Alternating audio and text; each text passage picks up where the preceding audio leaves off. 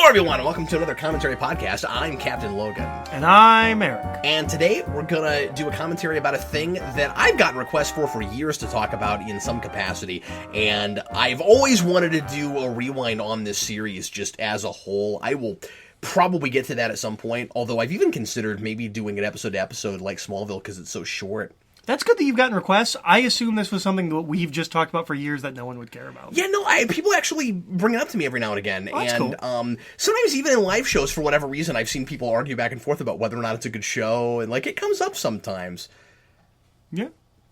And so, and I think partly because of Arrow and some of these characters being in that show and being in other places and stuff, with Black Canary and stuff. So anyway, so today we're doing the pilot for Birds of Prey. I don't know which Black Canary is better, because I hate them both.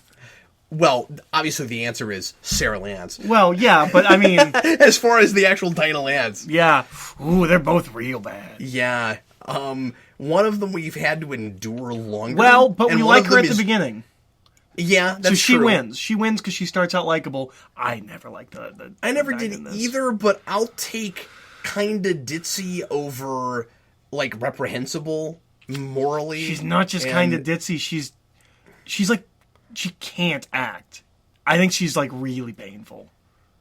Maybe I haven't watched this since it got released on DVD. I bought the set, I watched it. So maybe I'll feel differently now. I think she gets a little better. I think she's rough in the pilot, most certainly. I think she's bad in another episode. The one that sticks with me is the obligatory Fight Club episode. Oh yeah, I don't like that. Well, and that is later, and during the whole, we're finally trying to teach her how to fight and stuff. No, you're right. That's not so good. But there are places where I think she's better. Anyway, this is one of those shows that I seem to like more than a lot of other people.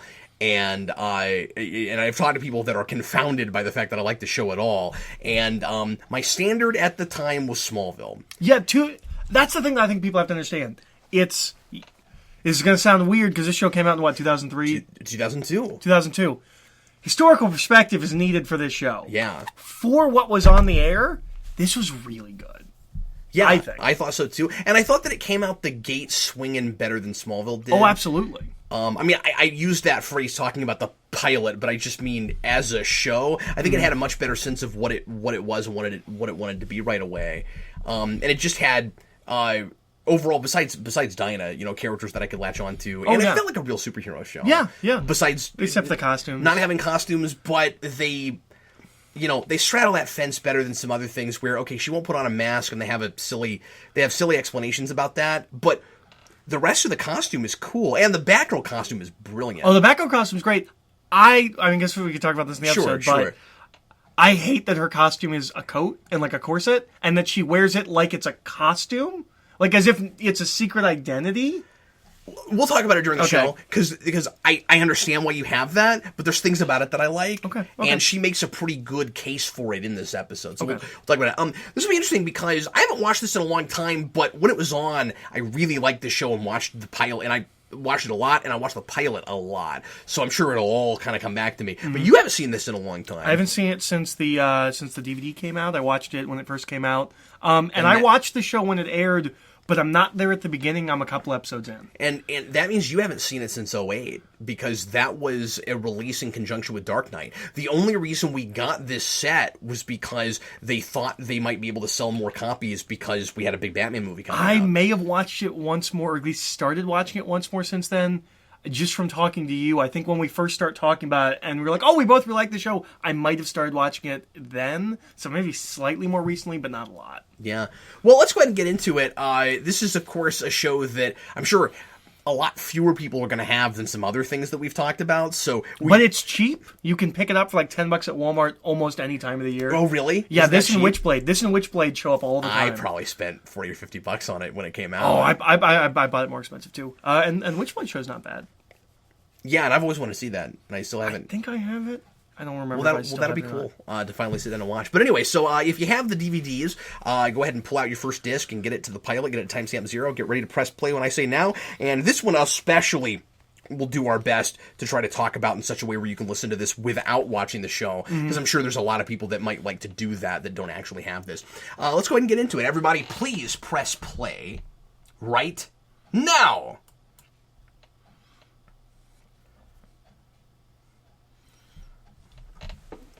So Alfred Pennyworth is going to tell us what's going on in this world.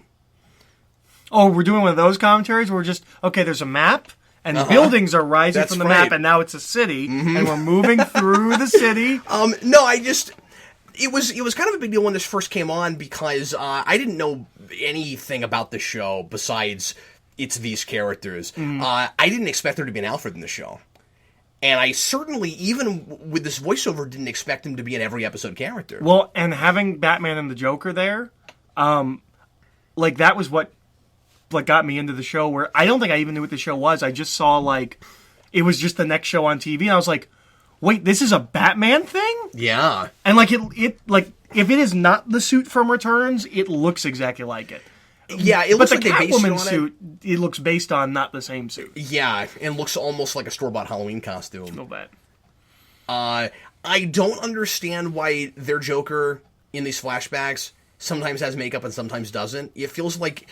It almost, and I don't know if this was the thing, but it almost feels like the pilot was so rushed they just didn't get the makeup on. And he doesn't look good.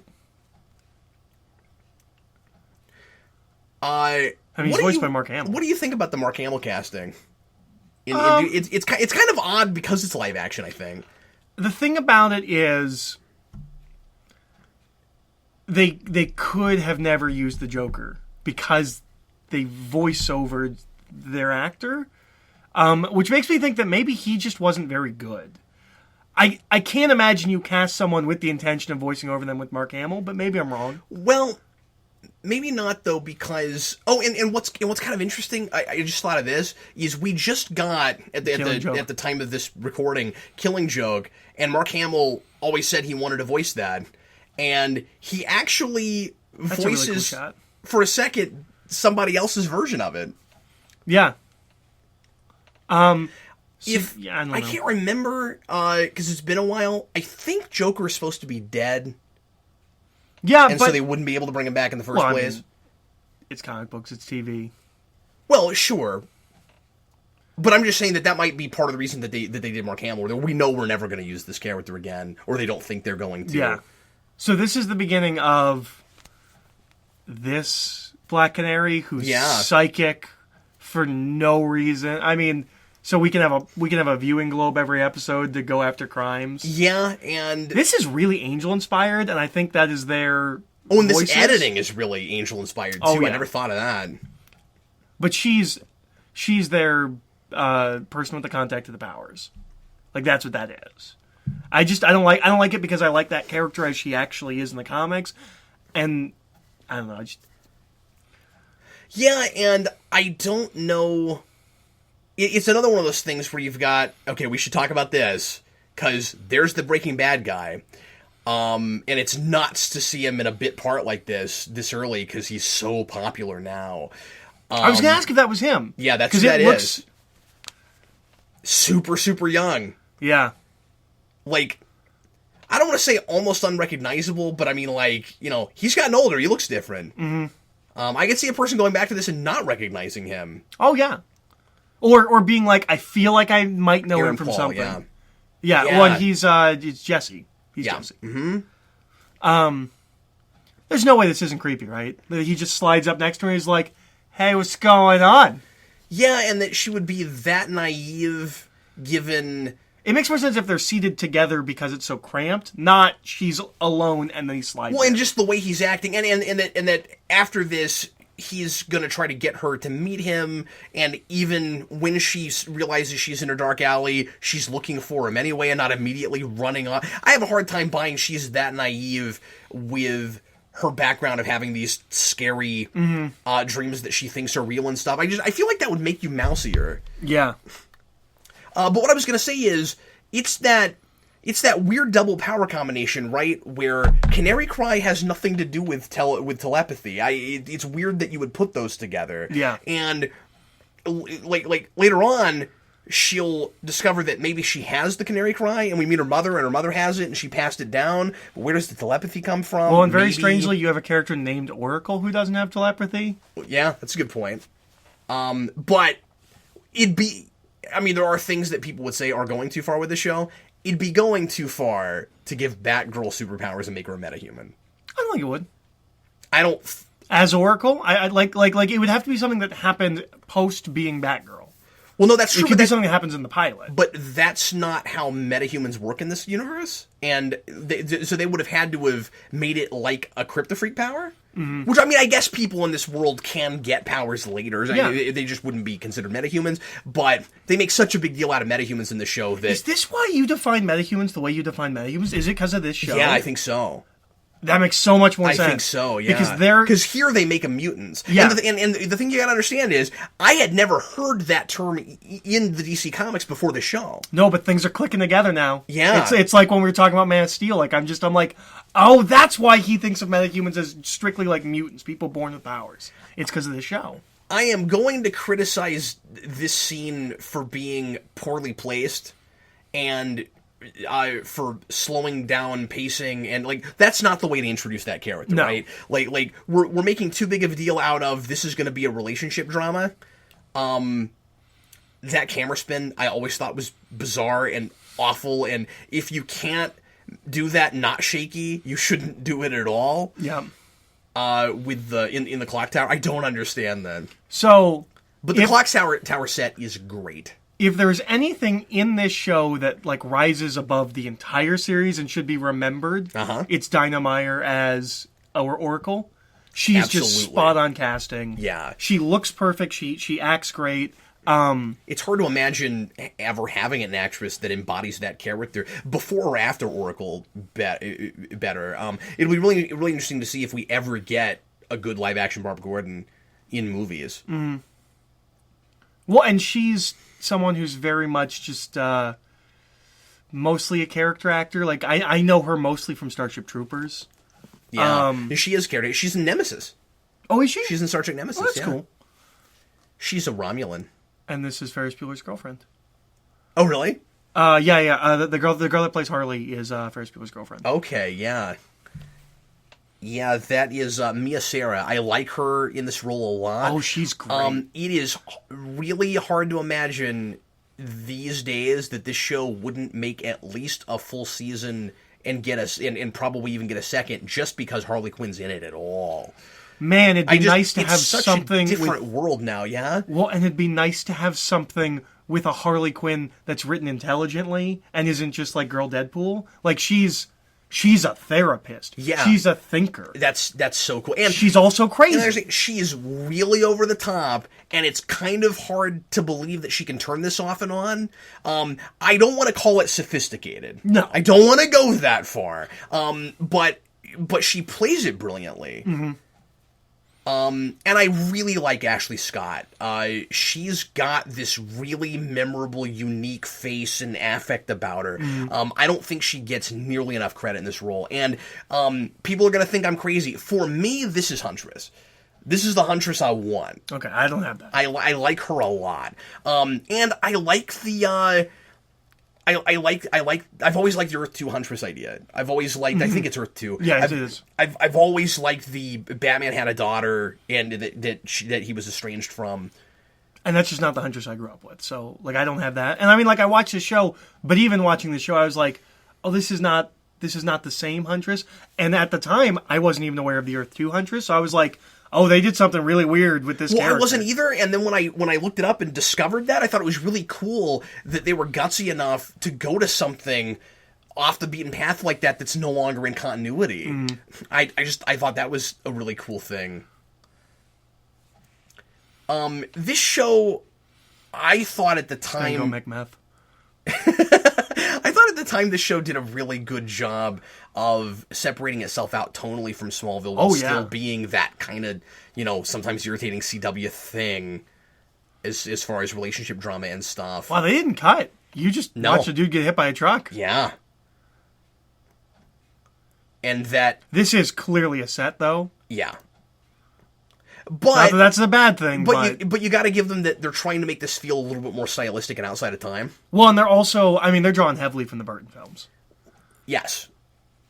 You and I talked before this, and I said that this show is very clearly supposed to be set in the year that it is. It's in and out about that. Mm-hmm. I think I think ultimately it's hard not to feel like that's when it is. But then they do some, again, kind of stylistic things where they try to make it feel more outside of time. I wish they did more like old school fashions and things, and like maybe older cars, and like borrowed more from the animated series in that way.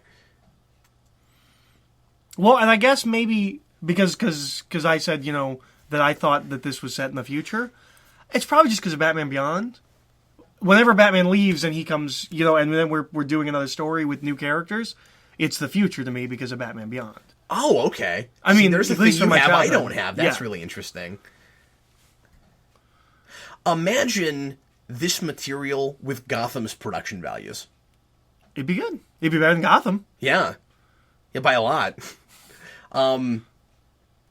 And I always like the cop a lot. I think part of the reason that I like this Huntress as much as I do is because they have a really cool chemistry, and they made me actually like the boyfriend character.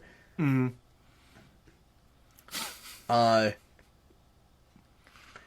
It's also hard not to think that in this day and age, when we're so concerned with trying to have more female superheroes in a world that's like really into superheroes now, where that's super mainstream, that this show doesn't make it just on that.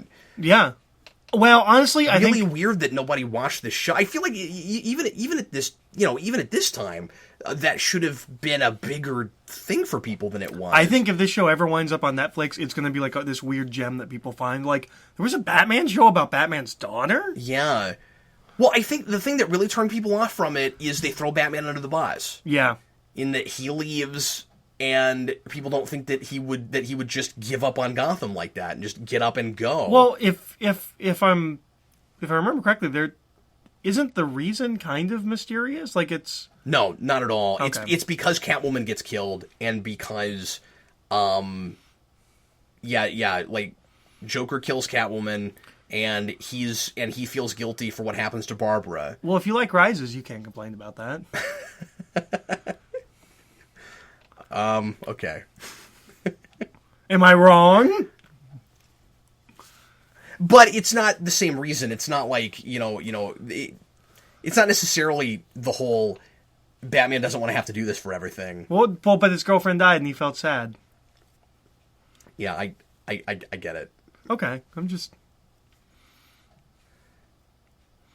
it's really nice that like a really hip and trendy bar like this is also wheelchair accessible. Yeah, that's true.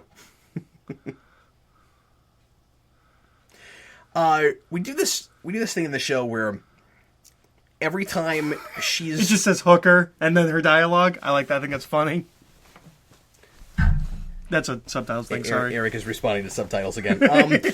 But they do this thing in the show where every time Huntress is talking to Barbara on her radio and somebody notices it, they get really confused. I feel like even in 2002, wouldn't you be like, oh, there's probably something in her ear and she's talking to a person? Yeah. And you'll see that a little bit later, where he'll be like the I forget his name right now, because I haven't seen this in a long time. Where the cops like are you hearing voices, and she says no idea, and I'm like, that just doesn't play. You should be smarter than that. Okay, you're a cop. So if I'm like a scummy guy that's like gonna attack a girl, you're gonna say exactly what I always thought. What? No, go ahead, because this is ridiculous. Why invite her to a party and then attack her? Why wouldn't you just be like, hey, come with me now? And then take her somewhere and whatever you're going to do. Yep. I don't get it either. That's exactly what I thought you were going to say. Yep. What if she didn't show up? Okay, and you're the fool. I'm actually going to respond to the subtitles now because his name is Jerry and I never knew what his character name was. So you want to talk about the costume now? No, I'll save that because she has an explanation about it later. Oh yeah, that's true with the boot. Yeah. No, I wanted to mention the cat eye thing. I think that's another thing that people don't like about this. Is that Catwoman is metahuman. Yes. But I do like that she doesn't have to have a cat motif. Yeah. But I guess it's just, they decided to make it the Huntress. She's a bird motif. Well, not really. Well, the birds of prey. Well, yeah. But for the team, she doesn't have a bird, but she has a I would love to kill people, but my friend / sort of boss won't let me. I would have gone with she talks about that all the time. There's always this she has this thing, and I think it's even in this episode where she's like, where Oracle's like, we don't kill people, and she says, speak for yourself, which makes you wonder if she ever has, and I don't know if they ever broach that, but they make a big deal later of, if you cross that line, you can't go back. So I have to assume that she just talks a big game. Well, and I think part of the reason is I don't like her costume. I think part of the reason it looks like she's about to go clubbing. Like, it's not a costume in any... I guess we will go ahead and talk about this now then. That's the point of it. Is that if she gets caught, but nobody knows exactly what it is she's doing, it looks like she's going to a club, and when she meets the bad guy later, before we know it's the bad guy, she says that's what she's doing. She says, I'm going to the clubs later. Oh. There is a reason for it. Whether you like the reason is a whole other thing, but I'm just saying they do think about that. Okay. It's so weird. It's like we want to have a costume, but we don't really want to commit to having a costume. I don't think you would have any problem with the look if she had a domino mask. Nope. I don't think it would bother you at all. Nope, not at all. And that's my problem with this. Just give it a domino mask. I actually think the costume is really cool looking if we make it really a costume. And also, Batman and Batgirl and everyone had costumes. Mm-hmm.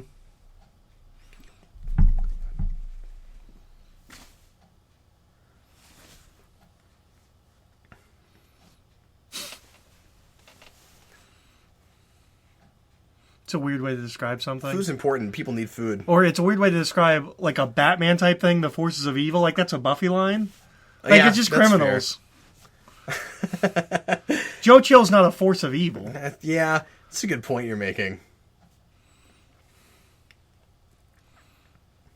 I mean, once again, there's no way around, like, this is inspired by Angel, which is inspired by Buffy. Yeah. And it has a little bit of that tone in the whole, like, we're kick-ass chicks kind of thing. Mm-hmm. Where it feels very... There's a little bit of that Whedon speaking stuff in it. Oh, definitely.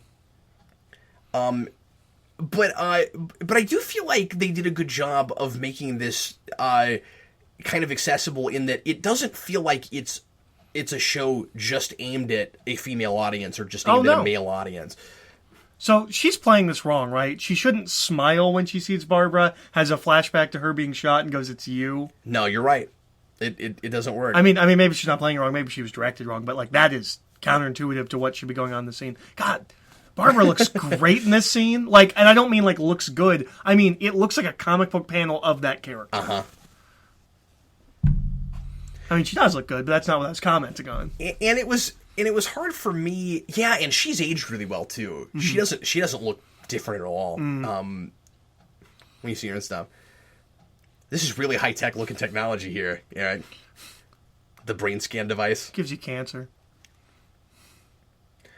So there's that is a TV trope that drives me insane. When someone is confused by a term they've never heard, and they say the part of the word that is foreign, but the part where they say what is the word they recognize. So you shouldn't say...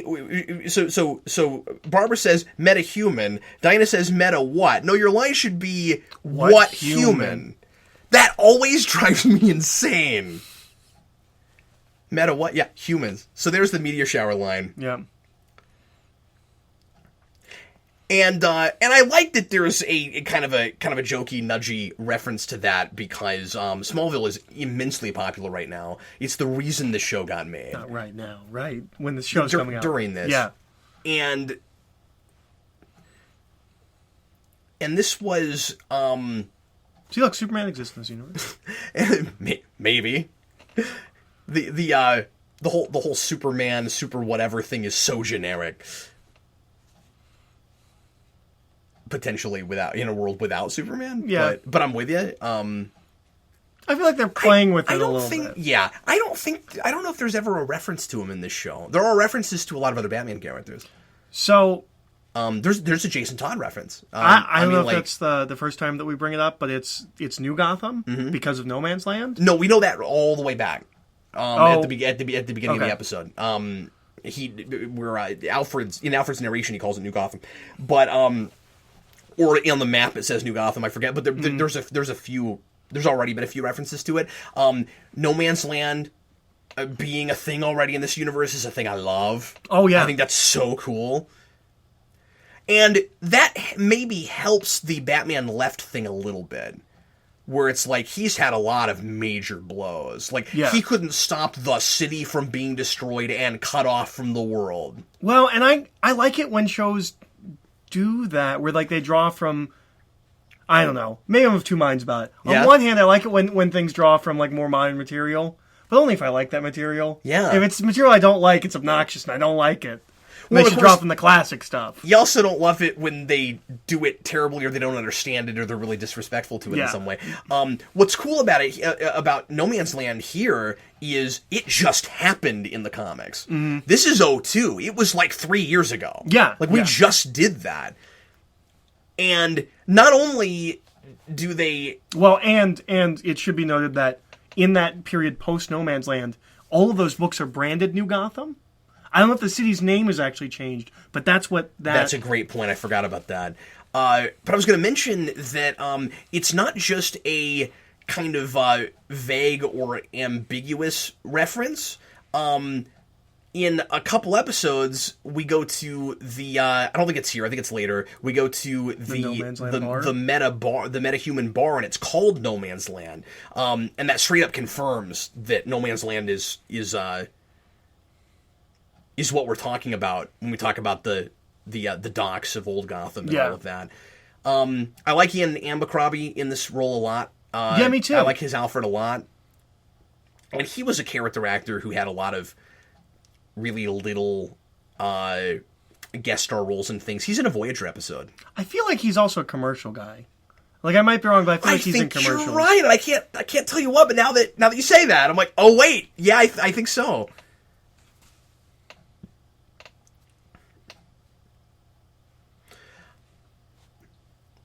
I wish we had delved in a little bit more at some point in this, and maybe we would have if it had lasted longer, into why Alfred stayed and didn't go with Bruce. Yeah. Because we don't really do a lot with that. He's gotta fundamentally, like not agree with Bruce's choice to leave, I would assume. Yeah. Or maybe he wants him to go live his own life or something. Like, I'm not sure why he stays back. Or he wants to raise the next generation of the Waynes. He stays because of Helena. Yeah, that's true. Yeah, because you have something of a different Alfred and almost a counterintuitive one from what we're used to, where, like, he wants to create these protégés that become crime fighters, where we have a lot of Alfreds that, like, they tolerate what Batman does and they understand it, but they don't like it, and, like, they help him, but they always question whether or not they should, and whether or not that's behavior that they should encourage. I think I personally prefer an Alfred that maybe makes jokes about, like, where did I go wrong raising you, but is, like, genuinely wants to help. And I mean, the animated series Batman's or Alfred's kind of like that too. So we just kind of talked over that therapy scene. Yeah, something that I think this show actually does well, and I wouldn't expect it to. It's not too dumb and cutesy where she goes to therapy and talks around what she's actually talking about. She does a good job, the writers do a good job of having her be able to actually talk about the feelings she's having, and it not being like a stupid lie. Oh, that's a really good point. Mm-hmm. Yeah, where, like, they both know that she's not telling her everything. Yeah. And so it's not like a Smallville, like, I go and pull college pranks on the weekend kind of a thing. Like, she just says, like, I have an aggressive hobby. It's, she doesn't say what she does, but she's not being completely forward, but she's also not lying completely and trying to get answers. One of the things I hate in shows like that, especially when it's in, like, a therapy session, is when they create a completely alternate scenario that's so far from what they're actually talking about that any answers they get aren't actually going to apply to their scenario. Yeah, that's a really good point. And to what you were saying earlier about the costume, at the beginning when she's talking about how like Helena gets arrested for all this like property damage and stuff, that's when you immediately put a mask on. Yeah, yeah. She's getting caught doing the things she's doing, and everyone knows who she is. We're in a place where we should not be using it on TV yet. But moving to the city, I didn't think it looked that bad. It was just that shot I think there. a lot of that does actually look pretty awful. I would have done some model work or something, or some CG enhanced model work. We weren't quite ready for it. At least with the budget of the show, some of Smallville's earlier CG city stuff looks better than this show, I think. I think it's just because they have a better budget. When this first came to DVD, because we haven't talked about the music issues of the show yet. Oh, yeah. When this first came to DVD, because I knew the show so well, I was constantly listening in scenes waiting for music to get replaced. Because I didn't think the show would ever get released, partly because it wasn't popular, and partly because of the music issue. I thought it was just the theme song. There are a few places where things get taken out and replaced with something else. It's not just the theme song. There are apparently a couple other songs they couldn't get the rights to again, or they didn't want to pay for again. I wonder why Smallville... I guess Smallville was more popular. That's why Smallville doesn't have that issue. Well, it's because they still have the rights to the music they're using when they put the show out. Oh, okay. I would assume is the whole thing. I don't know how any of that works. Because, Eric, otherwise we would constantly have issues with current shows running using popular music being put on DVD. This was years after the fact. Yeah. This is 6 years later. Wow, is it only 6 years? Mm-hmm. It feels like forever. I actually remember... No, I mean, it's been 8 years since this came out on DVD, but it was 6 years from when it aired to, well, 5 years from when it ended to when it was finally put on DVD is what I'm saying. Man, 03 to 08. Time goes way slower when you're younger, because it felt like way longer between... I remember being on a message board once where someone asked about this being on DVD, and someone said, they're never going to do Batman Beyond on DVD, let alone this show. Boy, that was the dark ages, That was the dark ages. Yeah. This is the scene where he's like, "Do you hear voices?" I was gonna mention something about the music.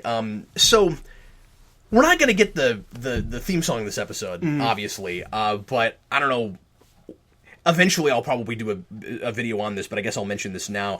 I have such a tough time watching the show without the old theme song.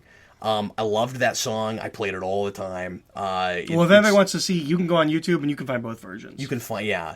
But it's called Revolution. It's by Amy Allen.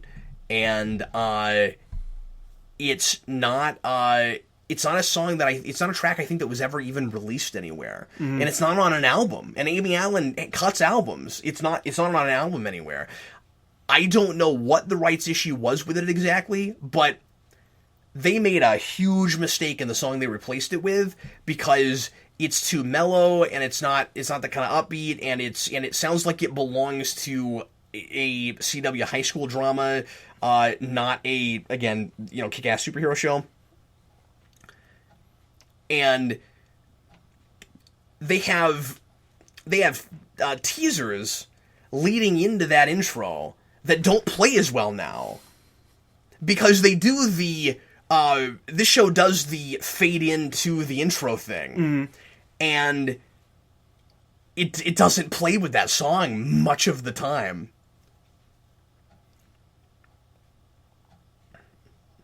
So Larry Ketterly is our bad guy, and they don't know it yet. This guy is another character actor who shows up in, weirdly, a lot of other superhero things, and he's in Dark Knight. Who is he in Dark Knight? No, he's in Dark Knight Rises. Who's he in Rises? He's the kid, he's the guy who runs the boys' home. Oh, okay. Okay, so here's my major complaint. A lot of other with I feel like one or two other things. And it starts here with him, with Larry. Yeah. They should be using Batman villains. I don't have an issue with them not using Batman villains, per se, but so many of their villains are just Batman villains, but not in name. Repackaged. This should be Jonathan Crane. He's all about getting people's heads and getting them to do things, and this is Jonathan Crane. They just don't call him that. Okay. Let me tell you why I disagree with that. Okay. I think... I'll agree with you to the point where it would have been nice to have some more costume villains in the show, and for it to not have to be a Freak of the Week show. Especially because this is only the second season of Smallville. Maybe I got my dates wrong on this. I'm pretty sure it's 02 and it's the second season of Smallville. Maybe it was 03. I'm forgetting now. Anyway, now I'm second-guessing myself on this.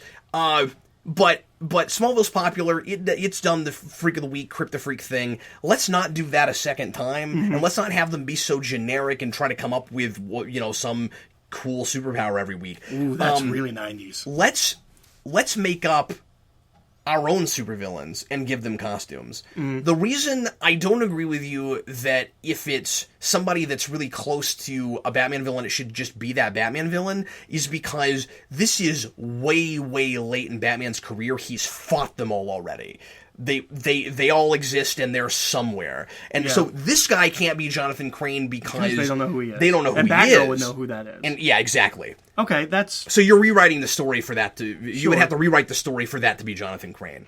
He could be that guy from Batman Beyond. Maybe Mindbender, sure. I mean that's cool. I wouldn't have minded them co-opting some... Yeah, it is 02. I wouldn't have minded them co-opting some Batman and we do Beyond get... characters. We do get Clayface. We get Clayface, yeah. Which I always thought was supposed to be their... And of course, they already knew they were canceled at that point, but I'm sure they had written... some of their scripts and they just had to rework them. I'm sure Clayface would have appeared around there.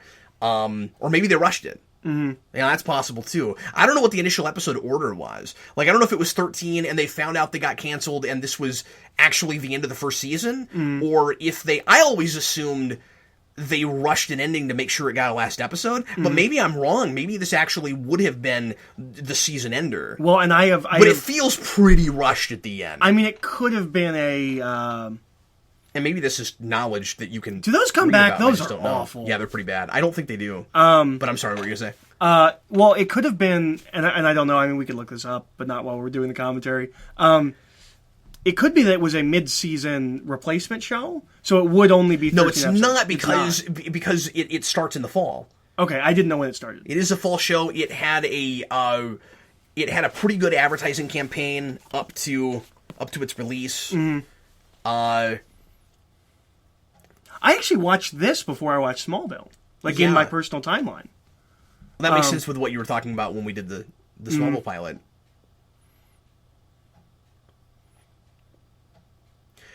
I feel like this show does not have pilotitis in the way Smallville does. No, not at all.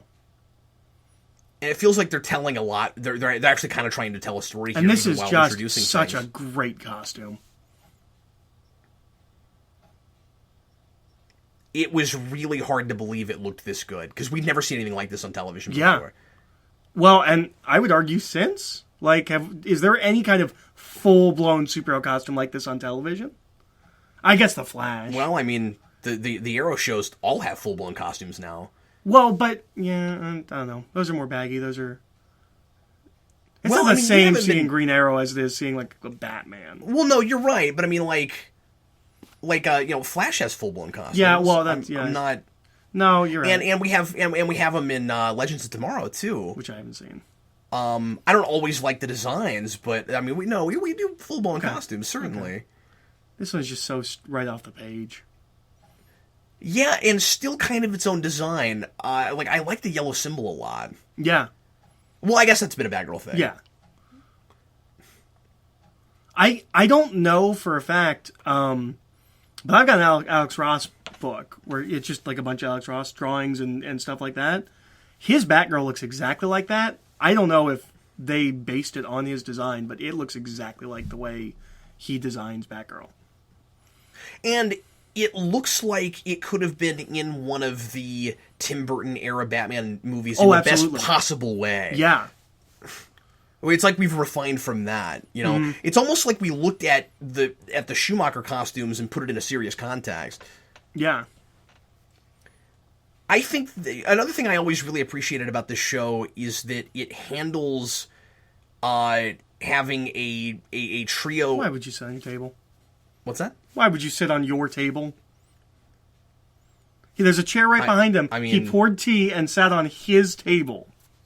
I mean, like, do I have to explain this? Like it's kind of a thing.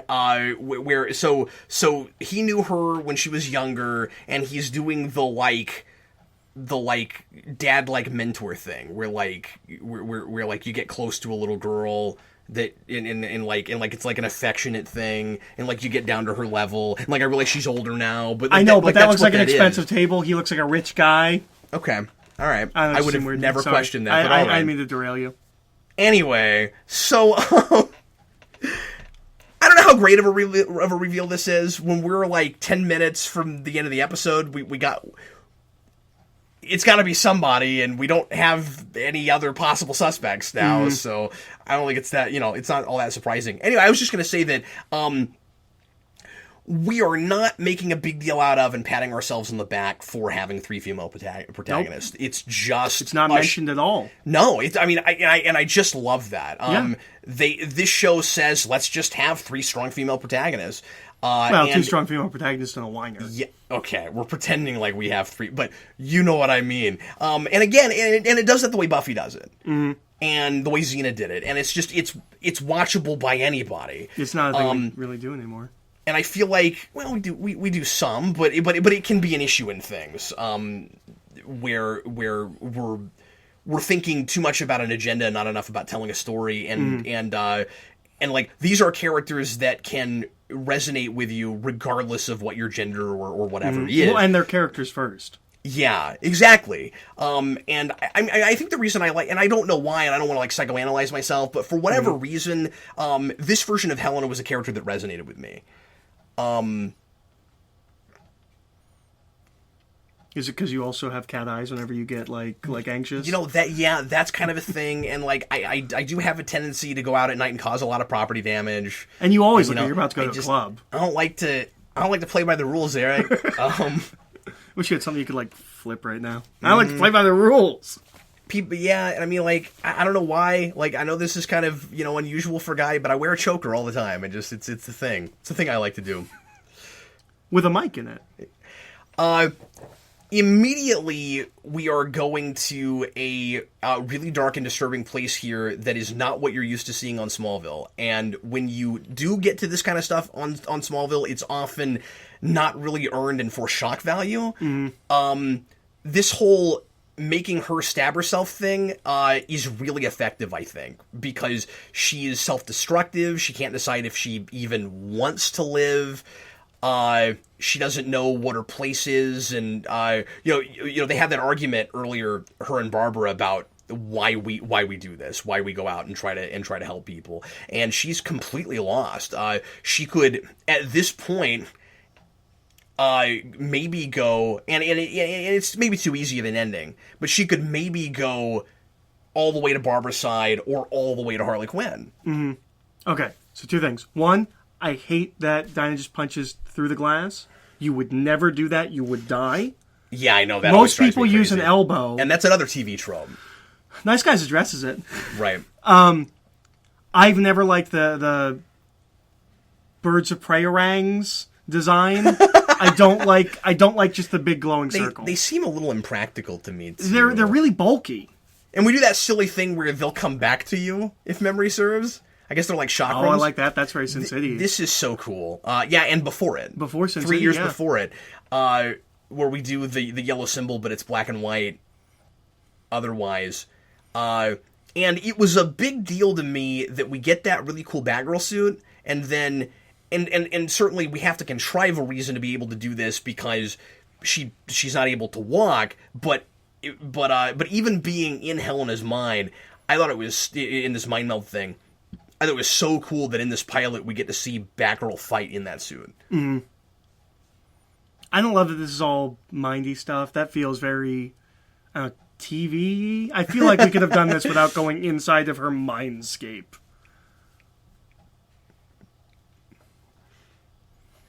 I mean, to be fair, they seed it well enough, I think. It's not a Batman thing.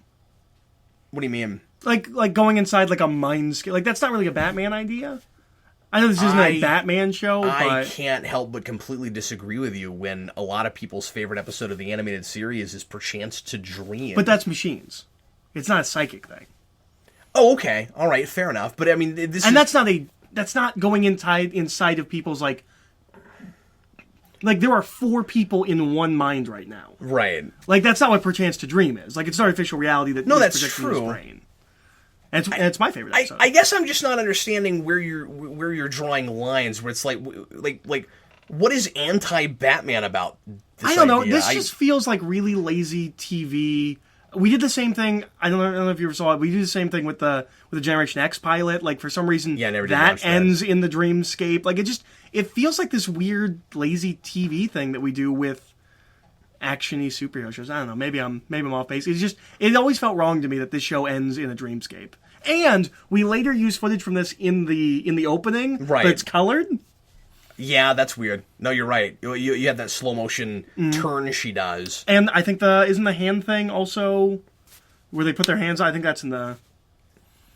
Yeah, but I think if I'm not mistaken, it's in the dream sequence, and then we come to reality. They're doing it there too. But I think they used the one from the dream sequence. I don't know. It's been a long time. I guess the deal is with the story. And I'm not saying this is a brilliant villain plot by any stretch of the imagination. And that it's not and that it's not really generic just to get the ball rolling. And we're spelling out the themes here real hard, obviously. That's a line that works better on paper than spoken. She's lonely, or excuse me, not lonely, but she's I guess so. But she's afraid she'll always be alone. Yeah, she's it's come this right out here. And say that. I'm pretty sure that shot is in the. No, you're right. But I guess the deal is, it's a superhero show. It's an action thing. It wants to end in a big action climax, but this villain plot doesn't really warrant that because we don't have a butt kicking supervillain. Mm-hmm. So I guess I'm not sure the Mindscape things. I'm with you. I'm not sure how else you would have ended this without it just feeling kind of easy. But I mean, it does feel easy. But they're saying we got to have some kind of that's the exact shot from Batman Forever. Yeah, and I don't know that they don't just take that footage and put it there. No, that looks like that footage. I think so too. I'm completely agreeing with you that the Mindscape thing seems really obvious TV and kind of easy. It doesn't bother me as being a not Batman thing, okay. But now it's making me wish that they had just gone with kind of a more creative bad guy for their pilot. Which I think is a problem that I think a lot of superheroes run into, is we always have a really disposable villain for the first episode. We never have a memorable villain in the first episode. To be fair, they're at least in making him a henchman for Harley Quinn, we're seeding the larger plot. Yeah.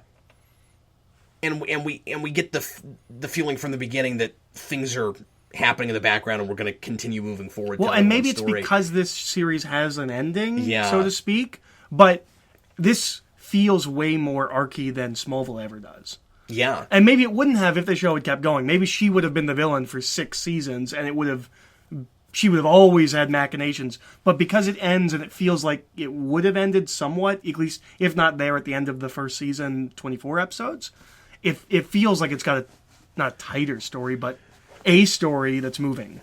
Well, and that's what I was going to say, is that it doesn't feel archier, it feels tighter about the archiness of it, where Smallville just pads and pads, and this show only got 13 episodes, and it was smarter about its real estate. I don't know if it would have been moving forward from there if it got super popular and now they get a 22 episode order. They might have gotten complacent, just like Arrow and Flash have, in my humble opinion.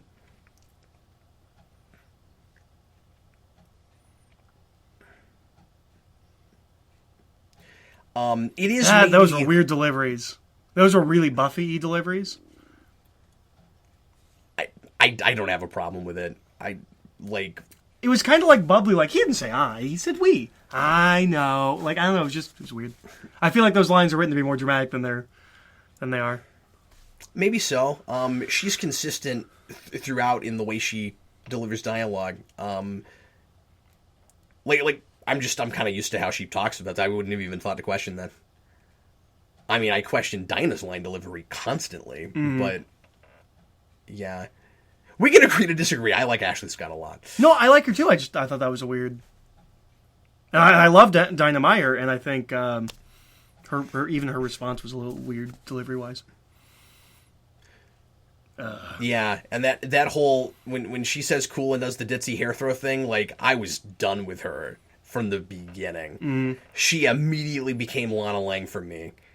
I mean, different problems. Yeah, I was going to say, she's a completely different issue. Different problems, but I just mean the character that is supposed to be super important that I wish would just go away. Yep.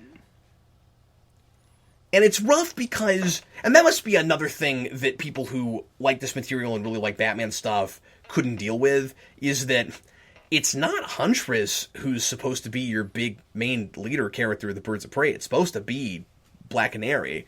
No, it's Oracle. Well, yeah, I know. Oracle's your Zordon, but your on the street leader is like often. Birds of Prey is played where, they don't even know if they can trust Huntress, and she kills people, and et cetera, et cetera. There's a lot of stories where it's that team is Barbara and Dinah. Well, and I think part of maybe not a leader, but a loner that goes out and is proactive and does things, and they're playing it like this is her Smallville origin story. Oh yeah, absolutely. Well, and I think part of the thing I didn't really think about it till you brought it up, but I think part of the thing that probably, at least from a comic fan side, I remember this song. Yeah. From a comic fan side, I think part of what might have led this was one I was worried that they wouldn't get. What I think kind of led to fans not liking it at all. It's not just like some of the Batman, like Batman not being there. Yeah. Gail Simone's writing Birds of Prey when this is on. Yeah. And it is not Gail Simone's Birds of Prey. Well, that's a good point. And I wasn't reading that at the time. I've still never read her Birds of Prey, really. Yeah, I said this didn't have pilotitis. I mean, compared to Smallville, it doesn't. Does a little bit. In the villain plot. And the convenience of, we just got a new member of the team, and this villain plot. Not only do we have a bad guy plot that happens... Mark Snow did the music. That happens right with it. Mm-hmm. Oh, and you know what? I never thought... And it doesn't sound like Mark Snow the way... Mm-mm. You're right, the way Smallville does. But not only do we have this horrible thing that happens that we have to deal with as she gets there conveniently, but also it's the beginning of a big bad guy plot. That's all kind of convenient. Unless it's supposed to be... Well, it's not the beginning because Helena's been going to her therapy sessions for a period of time now. We didn't see their first session, I don't believe. Well, no, we didn't see that, but the whole... the thing that Ketterly was starting, that's kind of the beginning of Harley Quinn's big... Like she's getting the ball rolling on a thing. Mm-hmm. Or maybe it's supposed to be that... Because it's been a while since I've seen this. That's been going on for a while, and they've just This is when they first stumble upon it, kind of a thing. Yeah. Which is where you would start the story, is when they first discover that this is going on. Well, of course. Yeah, definitely. But yeah, the typical TV thing that drives me crazy is what you were talking about earlier, where she has to have dreams that bring her there. Mm-hmm. Mm-hmm. Wouldn't it have been cool if it was something else that brought her there? Like, wouldn't it be way cooler if she was just a girl who gets attacked by that guy, Huntress saves her, and she's just kind of inspired and follows her? It's like, I want to do what you do? Wouldn't that be better? Well, maybe, except that you also have to factor in the lineage thing of she's not the first Black Canary. Yeah, I think that can still that's work. Really convenient that she would find her like that. So you got to work that in somehow. Maybe she's already trying to fight crime, and Helena comes in and saves her. See, I like that a lot better. She's no good at it, but Helena saves her, and she's like, "Oh, you can teach me how to do this." And then you have this great parallel where she's trying to live up to her mother, and to a parental figure, and Helena has no interest in impressing Bruce Wayne. Yeah. So that'd be great. Yeah. This, going back to this, it doesn't hold up the way I remember it. It's not great. I really hate to say that. I still really, really like it because of nostalgia and the impressionable place I was when it was on and all of that, but I think historical perspective-wise, it's pretty good for what it is. No, you're right. When it came out, I think it's pretty strong. You're right. I mean, it's hard because we've moved beyond it, and yet you know, we've certainly got superhero TV shows on right now that aren't even as good as this. Yeah. Yeah. But anyway, well, everybody, thanks as always for listening. I hope you enjoyed it. Leave a comment and tell us what you thought of the pilot of Birds of Prey. And we will see you again for another one in the not-too-distant future. I am Captain Logan. See you again next time.